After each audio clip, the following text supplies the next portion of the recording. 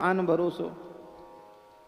जब सब साधन वेद प्रतिपादित हैं तो उनमें आपका भरोसा क्यों नहीं है? श्रद्धा क्यों नहीं है? विश्वास क्यों नहीं है? तो गोस्वामी जी उत्तर दे रहे हैं, यह कलिकाल। वेद में कहे गए साधन तो बिल्कुल ठीक हैं, पर ये तो विचार करो, यह सामान्य युग नहीं तो कलिकाल है। कली दावा नले नाद्य साधनम भस्मतांगतम। कलयुग के प्रचंड दावानल में सारे साधन जलकर भस्म हो चुके हैं। युग की भयंकरता से सारे साधन किसी न किसी दोष से ग्रसित हो चुके हैं। केवल एकमात्र साधन है श्री हरि नाम। चाहे जितना कराल कलिकाल आ जाए, भगवान नाम की महिमा में अंतर नहीं पड़ेगा, नहीं पड़ेगा, नहीं पड़ेगा।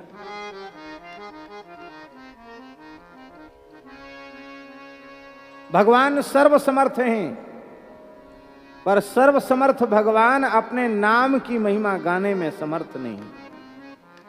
कहूं कहाँ लगी नाम बड़ाई, राम न सकहीं नाम गुण गाई।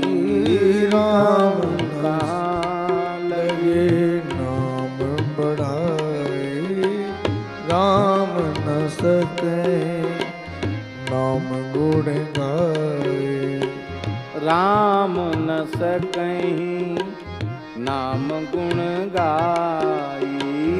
राम न सके नाम गुण गाए। कलयुग की स्थिति ऐसी है, जितने वेदादि शास्त्रों में कहे गए साधन हैं वे तो वृक्ष के समान हैं। उन साधन रूपी वृक्षों को आरोपित करना, उनका सिंचन करना, उनका पोषण करना, उनको लगाना, उनकी सुरक्षा करना, और श्रम। आपने पौधा लगाया, बाढ़ लगाई, धीरे धीरे पौधा बड़ा हो गया, वृक्ष हो गया। कितना समय लगा? कई साल लग जाते हैं। अब फल नहीं आया तो निराशा लगेगी कि नहीं? अरे बताओ, इतने समय से इतनी मेहनत करी, हाथ कुछ नहीं लगा। साधन रूपी जो वृक्ष है उसको लगाना अर्थात साधन में लग जाना, प्रमाद शून्य होकर साधन करके उसका सिंचन करना,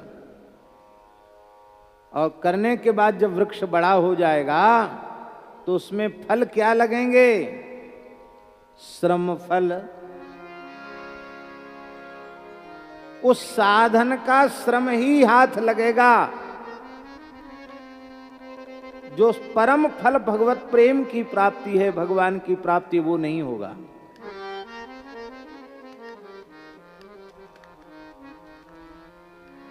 क्योंकि युग धर्म के प्रचंड प्रभाव से वो साधन ही दूषित हो गया।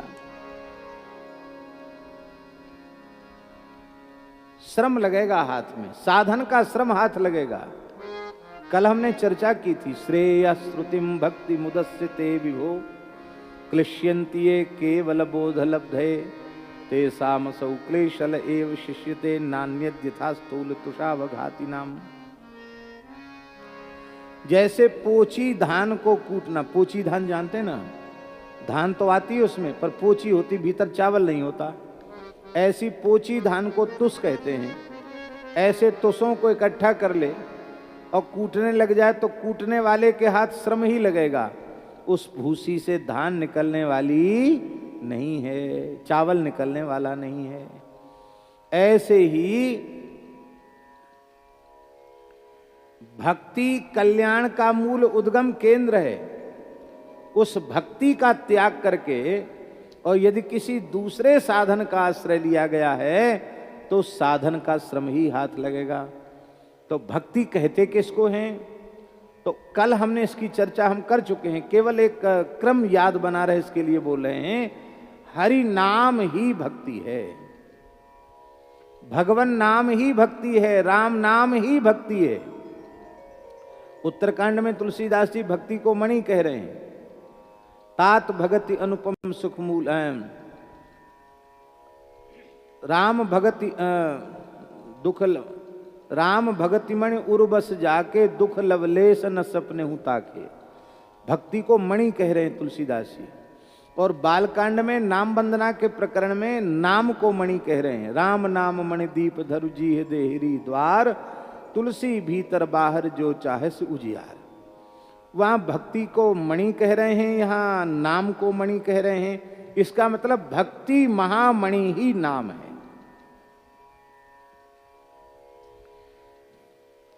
हमारे वृंदावन में आदित्य टीला पर श्री सनातन गोस्वामी जी महाराज विराजते थे। तो महाराष्ट्र के एक ब्राह्मण ने दरिद्रता के दुख से अत्यंत दुखी होकर भगवान शिव की उपासना की, पंचाक्षर का जप किया और इतनी तीव्र साधना थी कि शंकर जी ने उसे प्रकट होकर दर्शन दे दिया। बोला, ब्राह्मण देवता क्या चाहिए, बड़ी तुम्हारी कठोर उपासना इस युग में। वो बोला, महाराज हम दरिद्रता के दुख से दुखी हैं, हमको पारस मणि दे दीजिए। पारस मणि लोहा छुआएंगे सब सोना हो जाएगा, फिर धन की कमी नहीं रहेगी। तो शंकर जी को ब्राह्मण पर दया आ गई। पारस तो दे दिया उन्होंने, पर दया आ गई। उनके मन में आए कि बताओ, अरे धन लेने के बाद भी तो मरना पड़ेगा, अमर होके तो कोई आया नहीं है। धनवंता सोई जानिए जाके राम नाम धन होए, कबीरा सब जग निर्धना धनवंता नहीं कोए।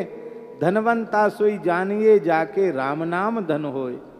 तो भगवान नाम रूपी धन की महिमा इसको बेचारे को पता नहीं है। जो संपत्ति धन अनर्थों का मूल है उसी को ये चाहता है। तो शंकर जी को दया आ गई।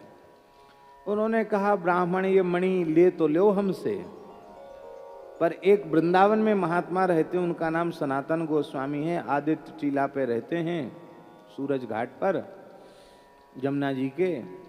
उनके पास इससे करोड़ों गुना कीमती मणि उनके पास है। इससे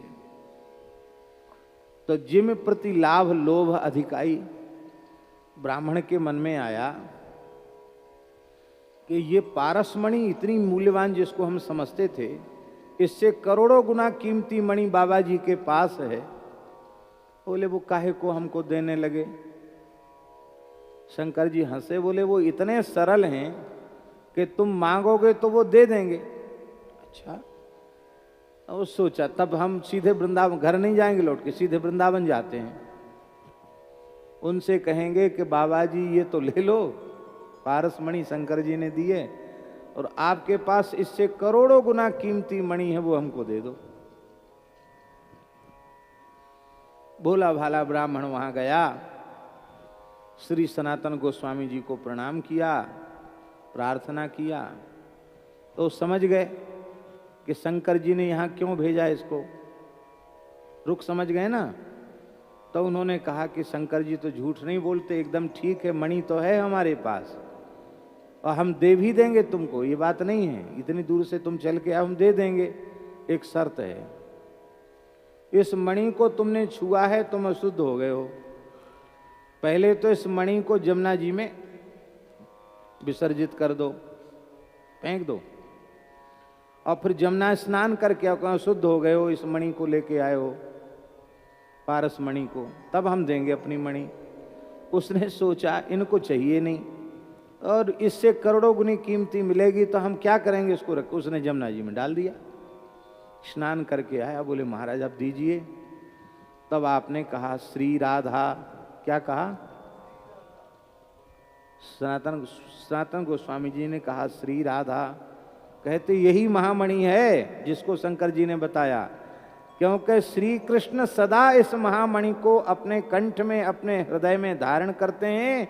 और राधा सुधा निधि जी में लिखा है प्रेमाश्रु पूर्णो हरि, प्रेमाश्रु पूर्ण होकर के राधा नाम का जप करते हैं ठाकुर जी।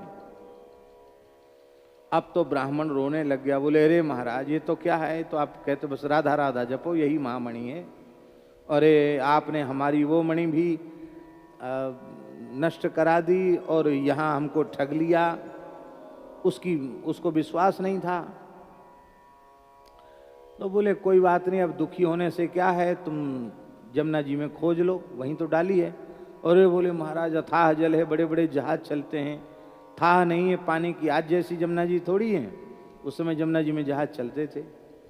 अथाह जल है, कहाँ गई होगी, अब तो मुश्किल है, प्राण भले ही चले जाएं मणि तो मिलेगी नहीं। रोने लगा। तब आपने कहा कि जिस मणि की तुम इतनी महिमा गा रहे हो, ये वृंदावन तो कोटि कोटि चिंता मणियों से आच्छादित है, कहीं की भी एक मुट्ठी रज उठा करके, धूल उठा करके ले आओ। ब्राह्मण को विश्वास नहीं था, लेकिन फिर भी उसने एक मिट्टी धूल उठाई और श्री सनातन गोस्वामी जी को दिखाया। कहा इसका प्रत्येक कण तुम्हारे पारसमणि से बढ़ करके है। लोहे को छुआया तो वो स्वर्ण हो गया। तब उसकी समझ में आ गया कि ये ऐसे दिव्य महापुरुष हैं कि जिनको धूल मिट्टी छू दें, रज छू दें तो पारसमणि बन जाए, ऐसे महात्मा हैं। चरणों में गिर गया। तब आपने उसको उपदेश दिया और कहा कि सर्वोत्तम संपत्ति तो श्री हरिनाम की संपत्ति है। हाँ।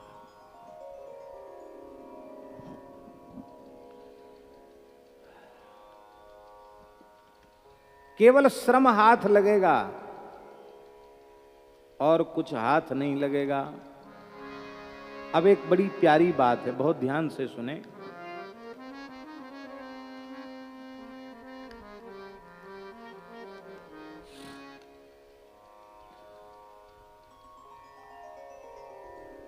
श्रीमद् भागवत में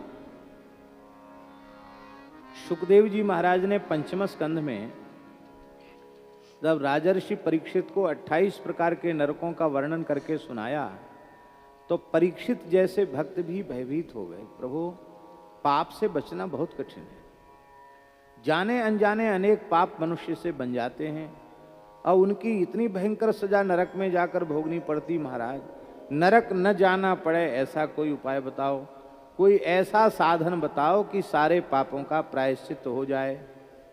बहुत ध्यान से सुनना जो हम कहना चाहते हैं। तो सुखदेव जी बड़े प्रसन्न भये और उन्होंने पापों के 3 प्रायश्चित बताए। पहला प्रायश्चित बताया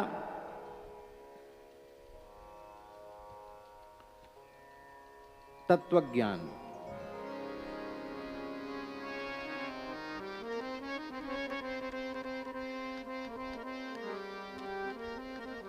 क्योंकि जब तक देहात्म भाव बना हुआ है, कर्तापना बना हुआ है, तब तक वह भोक्तापने से मुक्त नहीं होगा। और ये भाव जब समाप्त हो जाएगा तो भोक्ता नहीं रहेगा। और ये तब होगा जब आत्म स्वरूप में स्थिति हो जाएगी। इसलिए तत्वज्ञानम विमर्शनम,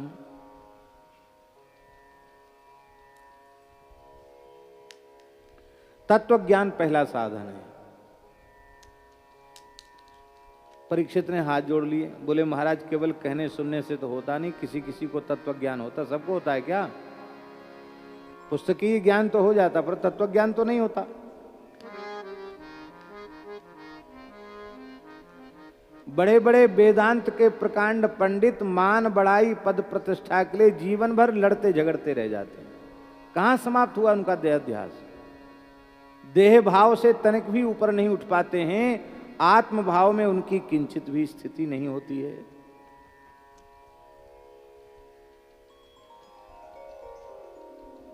इसलिए पहला साधन है तो सही, पर वो पहला साधन उसके सब अधिकारी नहीं है। साधन बहुत अच्छा है पर सब अधिकारी ना हो तो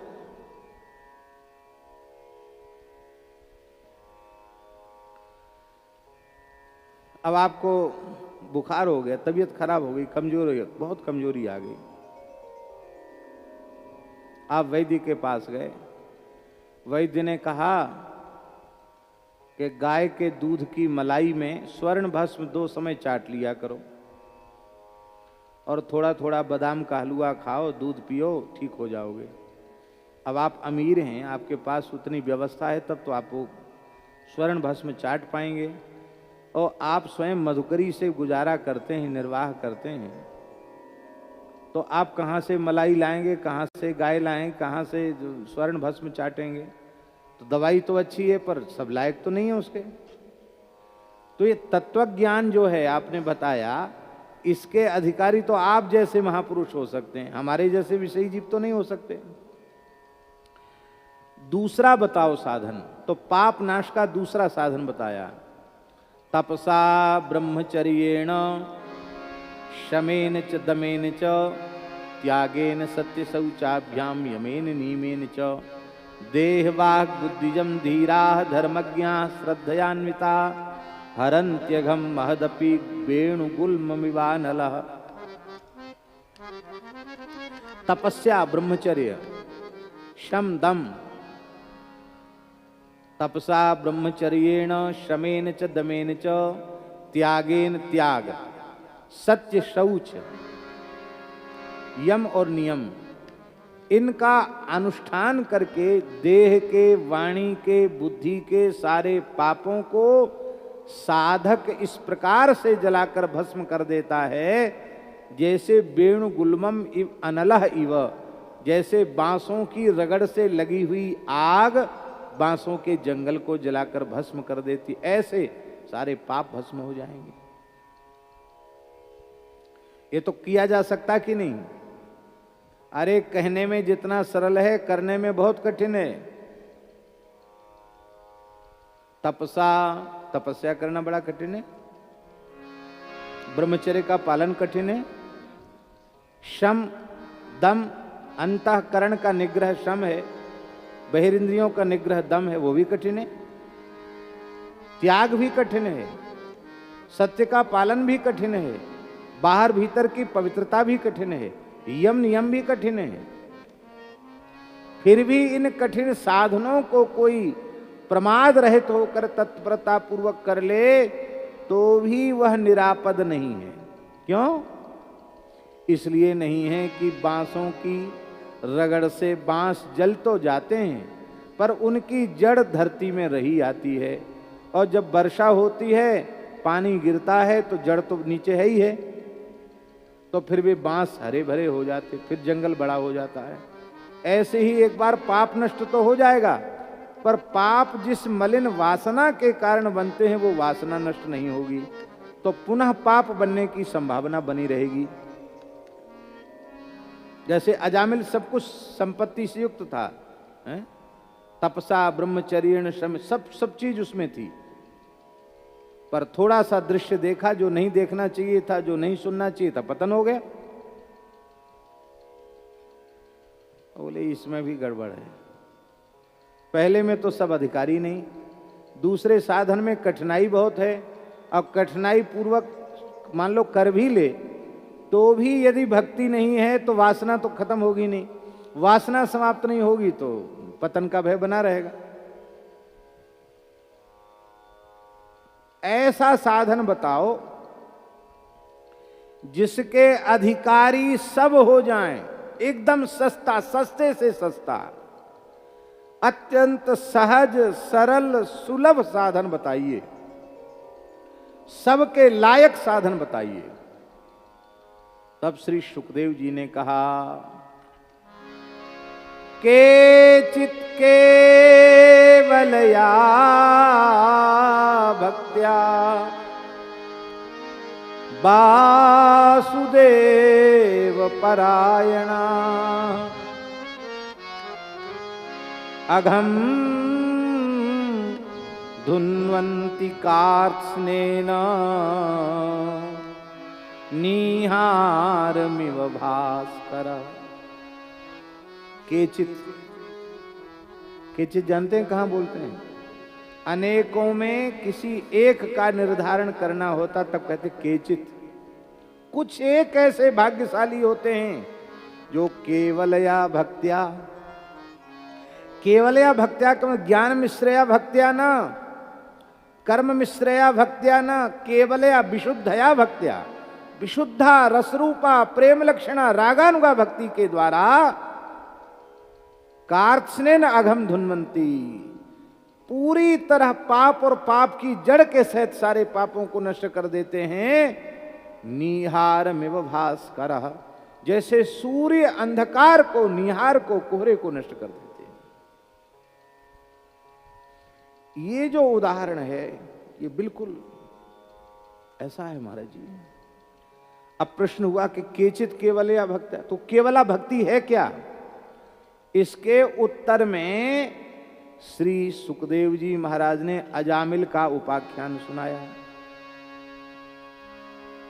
अजामिल के उपाख्यान में भक्ति के तत्व का निरूपण है। भक्ति है क्या? तो अजामिलोपाख्यान के अनुसार भगवान का नाम ही भक्ति है, और नाम नहीं, नामाभास भक्ति है। अजामिल ने नाम लिया होता तब ना, नाम कहां लिया?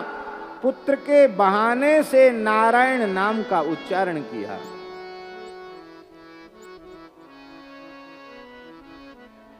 पुत्र के बहाने से नारायण नाम का उच्चारण करने वाला अजामिल पार हो गया।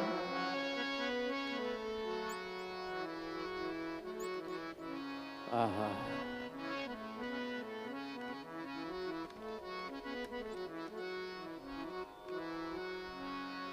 अजामिलोऽप्यगाद्धाम किं पुनः श्रद्धया गृणन्। इसलिए भगवन नाम ही भक्ति है। ये मूल में नहीं होगा, हरिनाम का आश्रय नहीं होगा तो सारे साधन चौपट हो जाएंगे। है श्रम फलनी परोसो, करो साधन, फल लगेंगे, श्रम के फल लगेंगे, प्रेम के फल नहीं लगेंगे, ज्ञान भक्ति वैराग्य के फल नहीं लगेंगे, श्रम हाथ लगेगा। भगवान का नाम सर्वोपरि है। हम लोगों की दृष्टि नहीं है, दृष्टि हम लोगों को भगवत कृपा से, गुरु कृपा से मिल जाए तो जितने भी साधन हैं उन समस्त साधनों में भी नाम ही मुख्य है। अब देखो कर्म मार्ग के साधन, कर्म कांड, आप किसी देवी देवता की पूजा करो,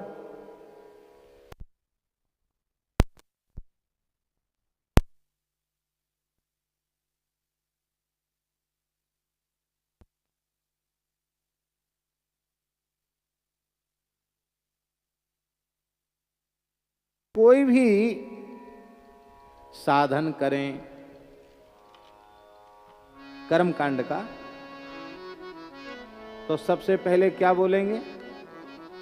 ओम केशवाय नमः, ओम नारायणाय नमः, ओम माधवाय नमः, ओम ऋषिकेशाय नमः, ओम गोविंदाय नमः।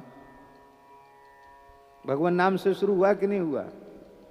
फिर पवित्र होंगे तो कैसे होंगे? यस्मरेत पुंडरीकाक्षम सवाह्याभ्यंतर शुचि, जो पुंडरीकाक्ष भगवान का स्मरण करता है वो बाहर भीतर से पवित्र हो जाता है। तो किसने पवित्र किया? भगवान के स्मरण ने पवित्र किया। फिर आसन पवित्र किया तो भी भगवान का स्मरण किया। पृथ्वीत्य धृता लोका देवीत्वम विष्णुना धृता, त्वंच धाराए माम देवी पवित्रं कुरुचासनम, उसमें भी विष्णु स्मरण किया गया। इसके बाद फिर आत्मरक्षा की, तो पूर्व में कौन, पश्चिम में कौन, उत्तर में कौन, तो भगवान के नामों से ही सरसों के दाने छोड़कर रक्षा हुई। ठीक है। इसके बाद संकल्प बोला तो ओम विष्णुर्विष्णुर्विष्णु श्रीमद् भगवतो महापुरुषस्य विष्णुराज्ञया प्रवर्तमानस्य, यहीं से शुरू हुआ। वहां भी विष्णु स्मरण है। अब फिर किसी देवी देवता का पूजन करो, वो वहां नहीं पहुंच रहा है। कहां पहुंच रहा है?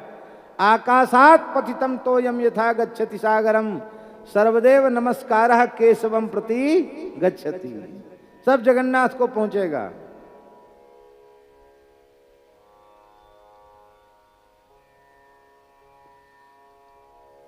अब सब कर दिया, पूजा पाठ सब हो गई, ठीक है, हो गया, बढ़िया हो गया, षोडशोपचारण पूजा हो गई। अब अंत में क्या कहोगे? यस्य स्मृत्या च नामोक्त्या तपो यज्ञ क्रियादिषु न्यूनम संपूर्णताम याति सद्यो वंदे तमच्युतम। जिनके स्मरण से, बोले स्मरण से काम नहीं चलेगा, नामोक्त्या, नामोच्चारण से, तप यज्ञ आदि समस्त क्रियाओं के जितने भी न्यूनातिरिक्त दोष हैं वे उनका परिहार हो जाएगा, वे समाप्त हो जाएंगे। ऐसे भगवान को हम प्रणाम करते हैं। क्योंकि मंत्रतस् तंत्रतस् छिद्रम देश कालारह वस्तुतः सर्वम करोतु निश्छिद्रम नाम संकीर्तनम तव। मंत्र का दोष, तंत्र माने विधि का दोष, वस्तु का दोष, पदार्थ का दोष, देश का दोष, काल का दोष, समस्त प्रकार के दोषों का सर्वथा नाश भगवान नाम संकीर्तन कर देता है। नाम संकीर्तनम तब, नाम संकीर्तन संपूर्ण दोषों का विनाशक है। तो महिमा किसकी हुई? नाम की हुई कि नहीं हुई? पर हम कर्मकांड की महिमा समझते रह जाते, नाम की महिमा पर ध्यान ही नहीं देते। क्यों नहीं देते? हमको दृष्टि प्राप्त नहीं है। और करने के बाद यदि भगवान को अर्पित नहीं किया गया तो वो कर्म बेकार हो गया। हरि ही समर्पे बीनु सत्कर्मा, हरि ही समर्पे बिनु सत्कर्मा। भगवान को अर्पित करने से ही कर्म की महिमा है। सब कुछ करने के बाद कायेन वाचा मनसेन्द्रियैर्वा बुद्ध्यात्मना वानुसृत स्वभावात् करोति यद्यत् सकलं परस्मै नारायणायेति समर्पयेत् तत् नारायणायेति समर्पयेत् तत्।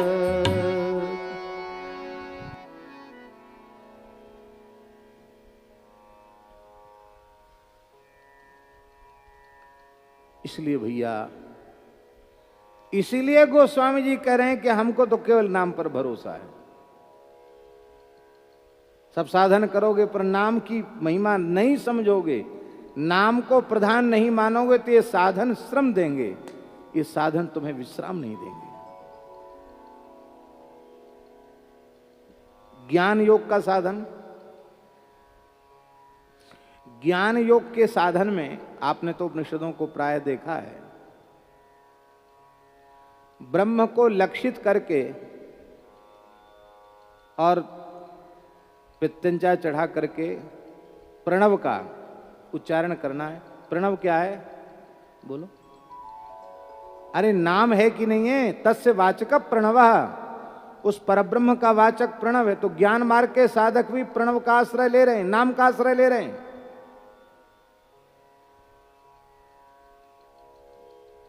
और उस अभेद ज्ञान की अवस्था में पहुंचने के बाद भी सच्चाई को स्वीकार करना पड़ता है। स्वयं आदि शंकराचार्य भगवान कह रहे हैं, सत्यपि भेदापगमे, यद्यपि भेद का अपगम हो गया है, भेद मिट गया है, लेकिन तावकीनो हम नमाम कीनस्त्वम। भेद के षटपदी का है, शंकराचार्य जी का जो षटपदी स्तोत्र है उसका ये वचन है। क्योंकि समुद्र की तरंग है, तरंग का समुद्र है, ये व्यवहार नहीं होता है। तरंग भी जल रूप है पर तरंग समुद्र नहीं हो सकता। हम तरंग हैं, समुद्र तो आप ही हैं। कहीं गति नहीं है राम नाम को छोड़ के। योग मार्ग में भी गति नहीं है, वहां भी सगर्भ अगर्भ जो भी प्राणायाम होते हैं, ध्यान धारणा होती है, उसमें ब्रह्म स्वरूप का ही अनुसंधान होता है, नाम रूप लीला का ही आश्रय होता है, कहीं गति नहीं।